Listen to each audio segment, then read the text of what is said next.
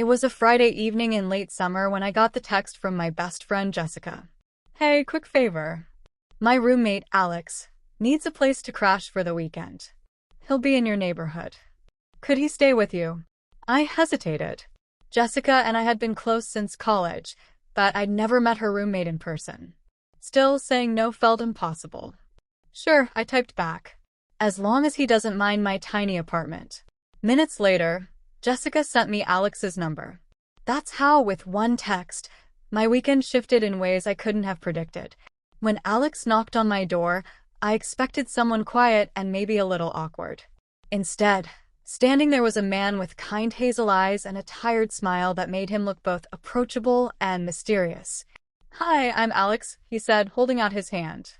Thanks for letting me crash here. Jessica said you saved me from sleeping in my car. I laughed nervously. Well, I guess you owe me one then. He chuckled, stepping inside with his bag. Guess so. Already, something about his presence felt different. That first night, we ordered pizza and talked about everything. His job as a freelance photographer, my love for teaching, and our mutual frustration with Boston traffic. It wasn't awkward the way I thought it would be. In fact, it felt easy, natural. At one point, when the power flickered because of the storm outside, we both laughed at how cliché it felt. Perfect setting for a horror movie, Alex teased, holding a flashlight under his chin dramatically. I laughed until tears filled my eyes. And I couldn't remember the last time I'd laughed like that. The next day, we explored the city together. What was supposed to be a quick coffee run turned into a whole afternoon. We wandered through bookstores, got lost in little side streets, and talked as though we'd known each other forever. At one point, I caught him looking at me differently. Not in a way that made me uncomfortable, but in a way that made me feel seen. You know, he said softly, Jessica always told me you were special. I didn't really get it until now. My heart skipped. I quickly looked away, not sure how to respond. That night, the rain poured hard against the windows. Neither of us could sleep, so we ended up in the living room, sitting on the couch with blankets. Alex told me about his past, his struggles with pursuing photography, the loneliness of freelancing, the relationships that didn't work out. I shared my own fears, about failing as a teacher, about never finding someone who truly understood me. For a long time, neither of us spoke. The silence wasn't heavy. It was safe. Then Alex said, almost in a whisper, I didn't expect this weekend to feel like this. Like what? I asked.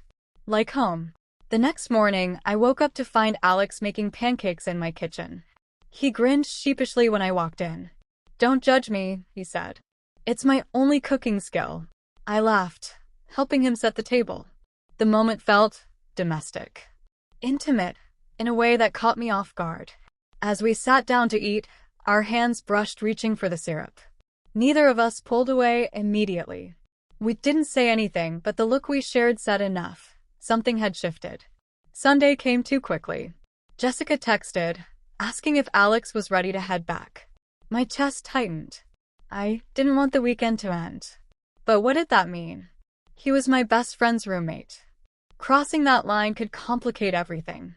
Alex must have seen the conflict on my face. Hey, he said gently, whatever this is, we don't have to rush it.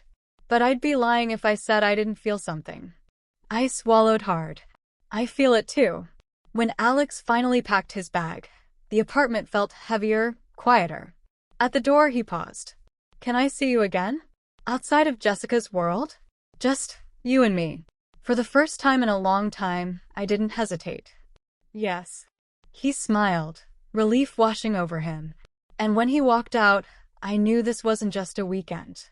It was the start of something I never saw coming. Looking back, that weekend feels like a turning point. I thought I was just doing Jessica a favor.